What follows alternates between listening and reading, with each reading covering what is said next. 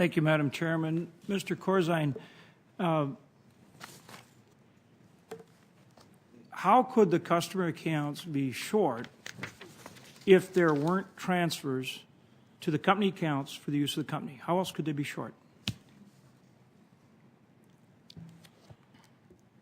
Well, again, I want to stay away from as much speculation as I can, but we have customers also withdrawing funds from the firm.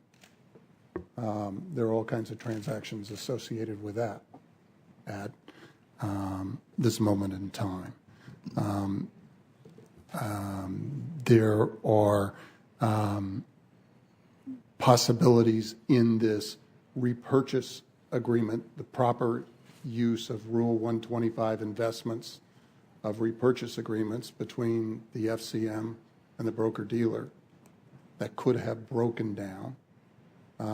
I think I indicated in my written testimony, and again this morning, the commercial paper, the $1.3 billion commercial paper that was sold on Thursday, was Rule 125 eligible securities, properly available for offsetting segregated account monies. And when those are sold, then there is always the possibility of other failures to deliver, funds not crossing appropriately. Aren't you required to have controls in place that prevent the use of customer funds by the firm for benefit of the firm and that properly account for the transactions you just described? Aren't you required to have a system and controls to cover those issues? Senator, the short answer is yes.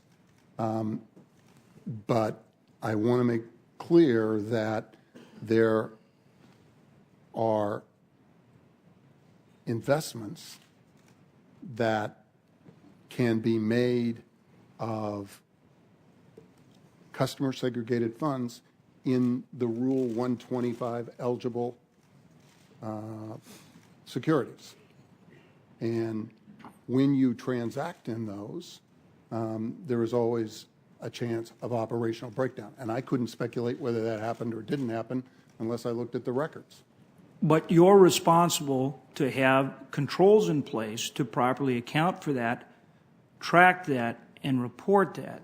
As the CEO, aren't you required to certify that you have those types of systems? Senator, in all cases, I think Senator Stabenow brought forth our signatures on the verification with regard to Sarbanes-Oxley on the end of quarter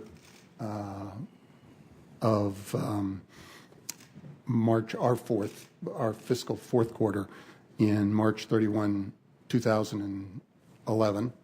And those controls have to be verified both by internal auditors and on an annual report have to be certified by external auditors. And so the answer is yes. All right.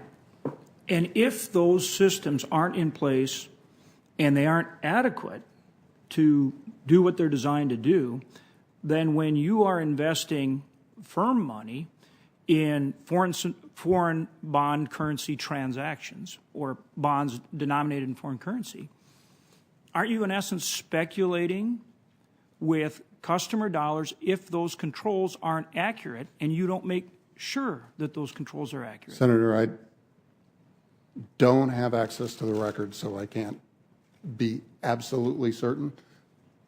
But none of us, I would think, would argue that we were using FCM, Futures Commission Merchant money, for the purposes of investing in the foreign sovereigns. It was not an eligible